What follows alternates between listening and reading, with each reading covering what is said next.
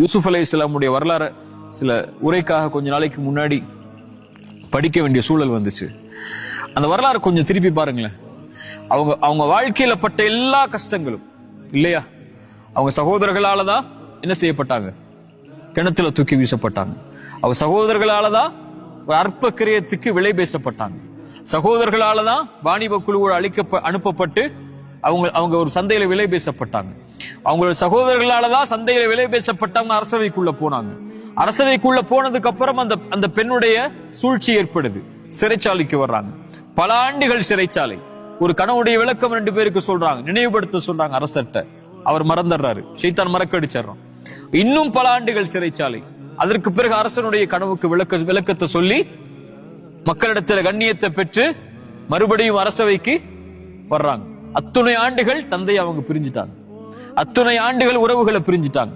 எல்லா கண்ணியமும் எடுக்கப்பட்டுடுச்சு. ஒரு நபிய விலை பேசினாங்க சந்தையில், ஒரு நபி சிறைச்சாலைக்கு அனுப்பப்பட்டாங்க.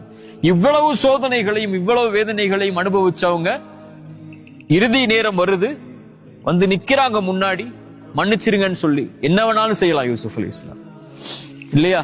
தன் ஒட்டுமொத்த வாழ்நாளையும் கேள்விக்குறியாக்கனவங்க முன்னாடி நிக்கிறாங்க.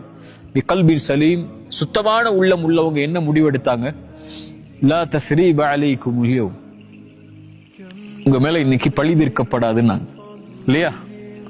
இல்லையா, அவங்க தந்தையுடைய உள்ளத்தை பாருங்க, யாக்கூப் அலைஹிஸ்ஸலாமுடைய உள்ளத்தை.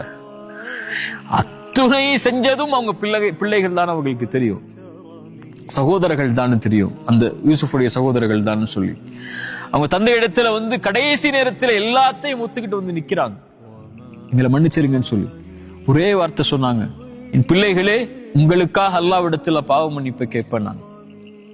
கல்பின் சலீம், சுத்தமான உள்ளம். அது வெறுப்பை சுமக்காது, அது குரோதங்களை சுமக்காது, அது விரக்தியை சுமக்காது, அது எதிர்ப்பை சுமக்காது, கோபங்களை சுமக்காது.